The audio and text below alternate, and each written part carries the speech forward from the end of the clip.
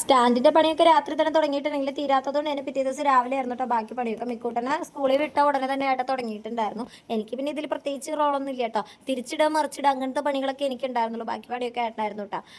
ഈ ഒരു ബിസിനസ് ഞാൻ സ്റ്റാർട്ട് ചെയ്തിട്ട് ഏകദേശം ഒരു വർഷം ആയിട്ടുണ്ടെങ്കിൽ ഇതിന് വേണ്ടിയിട്ട് ഞാൻ വലിയ രീതിക്ക് ഫണ്ടോ കാര്യങ്ങളൊന്നും ഇറക്കിയിട്ടുണ്ടായിരുന്നില്ല. കാരണം ഈ ഒരു ബിസിനസ് ഞാൻ മുൻപോട്ട് കൊണ്ട് പോകുമെന്ന് എനിക്ക് വലിയ ഉറപ്പൊന്നും ഉണ്ടായിരുന്നില്ല. ആദ്യം കിട്ടി കുറച്ച് കസ്റ്റമേഴ്സ് പൈസ തരാണ്ട് തന്നെ എന്നെ പറ്റിച്ചിട്ടുണ്ട്. പിന്നെ എനിക്ക് കുറച്ച് നഷ്ടവും കാര്യങ്ങളൊക്കെ വന്നിട്ടുണ്ട് കേട്ടോ. പിന്നെ ഓർഡേഴ്സും കാര്യങ്ങളൊന്നും ഉണ്ടായിരുന്നില്ല. അപ്പോൾ ഇതൊക്കെ നിർത്തും എന്നുള്ളൊരിത് കൊണ്ട് ഞാൻ ആദ്യം തന്നെ ഇതിലേക്ക് കുറച്ച് പൈസയൊന്നും ഇറക്കിയിട്ടുണ്ടായിരുന്നില്ല കേട്ടോ. ആദ്യം ഏട്ടൻ ഒരു 5000 രൂപ തന്നതുകൊണ്ടാണ് ഞാൻ മെറ്റീരിയൽ എടുത്ത് അതൊക്കെ തയ്ച്ച് കൊടുത്തിട്ടുണ്ടായിരുന്നു കേട്ടോ. അതിൽ കുറച്ച് നഷ്ടം വന്നതുകൊണ്ട് തന്നെ പിന്നെ ചെയ്യണ്ടെന്നൊക്കെ വിചാരിച്ചിരുന്നു. പിന്നെ വീണ്ടും അതിലേക്ക് ഇറങ്ങിയിട്ട് ചെയ്ത് തുടങ്ങിയപ്പോഴാണ് കേട്ടോ എനിക്കിതിൻ്റെ കാര്യങ്ങളൊക്കെ മനസ്സിലായത്. ഇപ്പം വലിയ കുഴപ്പമില്ലാണ്ട് നമുക്ക് ഓർഡേഴ്സും കാര്യങ്ങളൊക്കെ കിട്ടുന്നുണ്ട്.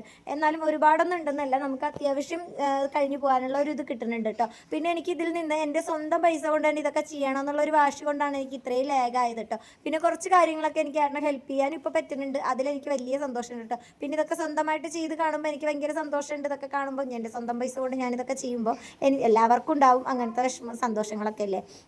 എനിക്ക് പെയിന്റ് അടിക്കാനൊക്കെ ഭയങ്കര ഇഷ്ടമാണ് കേട്ടോ. ഞാൻ പെയിന്റ് അടിക്കാൻ തുടങ്ങിയിട്ടുണ്ടായിരുന്നു. പക്ഷെ അപ്പോഴത്തേക്ക് അത് അങ്ങോട്ട് ആവുന്നുണ്ടായിരുന്നില്ല. അപ്പോൾ ഏട്ടൻ പറഞ്ഞു ഇതെനിക്ക് പറ്റിയ പണിയല്ല പറഞ്ഞിട്ട് ബ്രഷ് തിരിച്ച് ചോദിച്ചിട്ടുണ്ടായിരുന്നു. പിന്നെ ഞാൻ കൊടുക്കാണ്ട് കുറച്ച് നേരം കൂടെ അടിച്ചു കേട്ടോ. അപ്പോഴത്തേക്ക് എനിക്ക് മനസ്സിലായിട്ടുണ്ട് എനിക്കത് പറ്റിയ പണിയല്ല. പിന്നെ ഞാൻ തിരിച്ച് ബ്രഷ് കൊടുത്തിട്ട് ഏട്ടൻ തന്നെ അടിച്ച് തുടങ്ങിയിട്ടുണ്ടായിരുന്നു കേട്ടോ. ആ സമയത്തിന് ഞാൻ മിക്കൂട്ടരെ വിളിക്കാൻ വേണ്ടിയിട്ട് പോയിട്ടുണ്ടായിരുന്നു.